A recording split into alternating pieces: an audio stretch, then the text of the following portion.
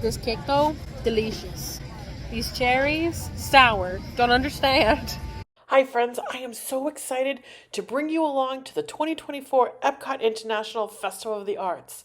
Come along as we eat some Delicious. food and some food that was pretty awful. I mean, I actually threw up one dish. It was so bad. Yep, right into the bushes.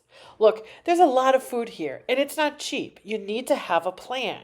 Are you going to have any fun at the Festival of the Arts if you don't buy every food item and spend all of the money in your wallet? Well, that's what we're going to find out. Be sure to subscribe to our channel so you don't miss a park update, a food review, or an exclusive merchandise drop. We're going to all the kiosks, we're going to purchase the new and some of Megan's favorite returning food items, and give you our review. Stay until the end of the video to find out how much we spent on all the food we ate over 2 days and whether or not it was worth the price. Was buying food at the festival a deal or a dud? Let's eat! The first place we stopped at was Cuisine Classique near Test Track. I was super excited to stop here because they had a beef Wellington, which I had never had before. And if you're a fan of Hell's Kitchen, you've seen Gordon Ramsay make these beef Wellingtons for days. But this dish was awful. I had heard it was dry on opening day, and I'd hoped 4 days later that they had figured things out. Absolutely not. The beef was overcooked. It just was awful. And for $8.75, I would pass on this item. We also tried the cast iron roasted Prince Edward Island mussels. Now, we get these mussels back home in Massachusetts all the time. And Mr. Don does an amazing mussel dish with white wine garlic. Shout out to my mom for her recipe. So we had high hopes for this dish. And the mussels did not disappoint. There was a good spice in the tomato chutney like salsa on top. There were a few that were sandy, but overall, thumbs up all the way. Definitely one to get. And on to the next. The deconstructed dish near Test Track really puts food outside the box. We elected to try the deconstructed BLT. Altogether, this dish was really good. The pork belly was tender and pulled apart nicely. The bread was like a corn muffin, but the lettuce puree, that green thing that was right there, that was way too watery. But overall, this was a thumbs up. And on to the next. Pop Eats probably had my most favorite dish of the day. Given that it was a cold, rainy, miserable day, it had warm tomato soup with a pimento cheese bacon and fried green tomato grilled cheese. I mean, this grilled cheese with the fried green tomatoes and the pimento cheese, amazing. The tomato soup was warm and tangy. We dipped the grilled cheese into the soup, which the combination was Delicious. it was just like Mom made. The other thing that it had was this Rock the Dots white chocolate and orange mousse with a vanilla bean chiffon cake. This white chocolate and orange mousse, although it sounds like a really strange combination, was so good. You could taste the underlying orange in the mousse with each bite, and the vanilla bean chiffon cake was soft. The whole combination of these two things with that little mini on the plate was so delicious. Definitely both a thumbs up. And on to the next. Next was Deco Delights over near the port of entry that had sweet treats inspired by Art Deco from the Gilded Age to the pastels of Miami Beach. And I have to say, out of all three of them, my favorite was probably the strawberry one. Had a really nice soft sponge at the bottom with like a strawberry gelée inside. And the mousse itself was really smooth. The chocolate one, I don't know if the outside of that cake was burnt or overcooked or something. It was chocolatey, but the cookie at the bottom was a little weird. And then the vanilla one was smooth, and you could taste the vanilla bean, and the cookie was really soft and really good. What was your thoughts? I loved the strawberry one. The strawberry was really good. And then I liked the vanilla themed one because to me it looked like I had like Sully colors, so I like that one.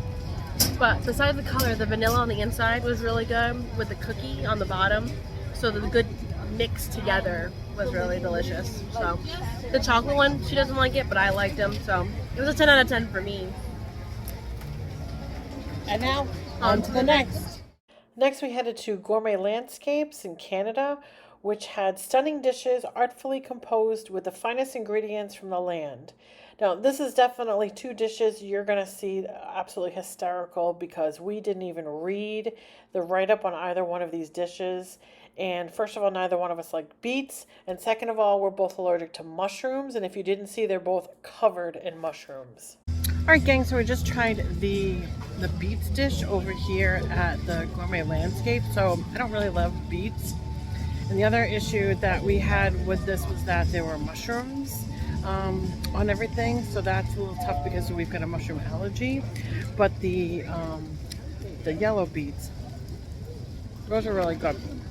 The bone marrow, we couldn't even eat because there was mushrooms all over it. But the bread is really good. And the cheese and the pecans on the beets dish, those were really good too. But beets, they're not really my favorite. But overall, if you like mushrooms and you like beets, this is a good dish to have. And on to the next. I always have high hopes for France, and this year their kiosk had 2 salmon dishes. Hi friends, so we just tried the duo of salmon over at the Cuisine de France. It was a little weird. I do have to say the flaky pastry one was good. The pastry was very flaky. The salmon on top was well cooked, well seasoned. The other piece, I didn't like that. It tasted a little menthol-y or something. The salmon was definitely fresh, but it just had like a little menthol taste to it. Okay, so I really like the salmon. As you can see, I ate it all. It's all gone.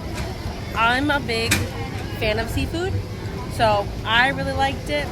I liked they had like this orange sauce that was like in the middle. These had a little spice kick to it, which was different. But if you put this mixed with the salmon piece over on this side, it was actually really good. I tried it with the pastry. It wasn't as good. I think it was definitely meant for the salmon on this side. The pastry was really flaky. It was really dense though because of the fact that you couldn't cut through it with your fork. You had to like pick it up and eat it. Which I get it. Finger food, so it's fine. But I really enjoyed it. The molten lava cake, on the other hand, I'm not a big fan of chocolate. Too much chocolate, so it wasn't for me. But if you really like molten lava cake, I would go for it because it's really good. And with that, on to the next. Hi friends, we just finished the sushi donut over here at Goshiki in Japan. It was delicious. Yeah, so good. So good. Salmon and tuna and shrimp and cucumbers on a bed of rice with like teriyaki, aioli. Actually, it was an eel sauce, aioli, and wasabi over on the side. So good. Everything was made fresh. The rice was cooked perfectly.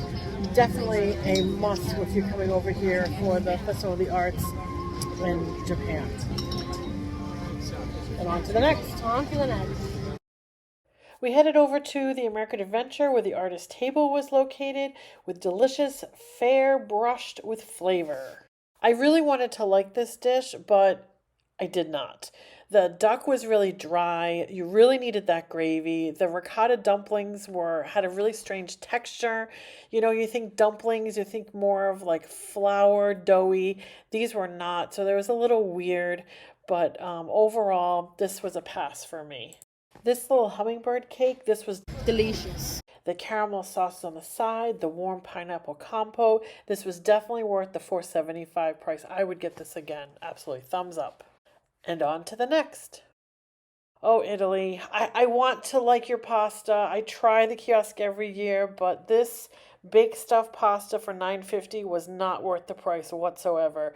The pasta was al dente, which I knew was going to happen, but the stuffing on the inside, the meat, was just like one tiny little scoopful. This is definitely not worth the price. This is a skip. Absolutely. The ricotta cheesecake, that was definitely worth the price.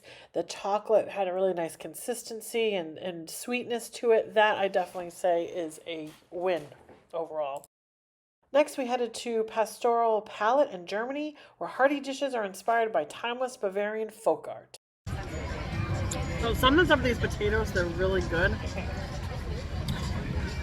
But the meat itself is very dry. It's just like a roast that you would do like in a crock pot or something. That's very, very dry. It's got a good wine flavor with the sauce. It's really good, but otherwise, I think it's kind of dry. This cake though, delicious. These cherries, sour. Don't understand. But these cakes are really good. The little the inside of the Black Forest cake is more of the cherries, as you can see. Oh, hold on. More cherries. I'm sorry. But it's still good. And with that, on to the next. Okay, I couldn't wait to get to the Painted Panda for the General Tso chicken shumai. These were delicious. I know they're expensive, $10.75, but those 3 little dumplings were amazing. The chicken was wonderfully flavored. Take the all-in-one bite with the cucumber. It just was delicious. The sauce was perfect. I even went back the second day and got it again. This was absolutely amazing. I definitely would recommend this. On the other hand, these sesame balls with the red bean paste, awful. I did not like these whatsoever. I tried to cut them in half to try just to eat the red bean paste to see if it was just the paste that I liked. I don't know what it was, but these were just not good whatsoever. Thumbs down all the way on these. Who doesn't love Mexican food? We're really excited to try this. The sirloin and the carne asada was really tasty. I wasn't crazy about the $10.50 price, but this was a really good plate of food. This tostado though, amazing. Definitely worth the price. Very crunchy, a lot of good spice, a lot of good texture. Definitely one I would go back for. And on to the next. Okay, over here at the Craftsman's Courtyard near Disney Traders, this cuisine was constructed with the natural aesthetics of the arts and crafts movement. This little piece of grilled pork belly on a grilled sourdough, this was so yummy. I don't even like sourdough. This piece was delicious. And if you're someone that doesn't like broccoli, you wouldn't even know that there was broccoli in this. Inside, the piece was just so full and scrumptious, worth every bit of the price. You can see here the piece of pork belly, all of the individual components of it. This just was really a great piece that I'd go back for. How is it making good?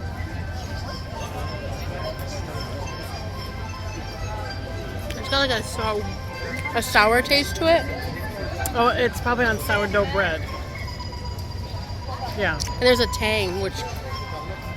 You're living? Yeah.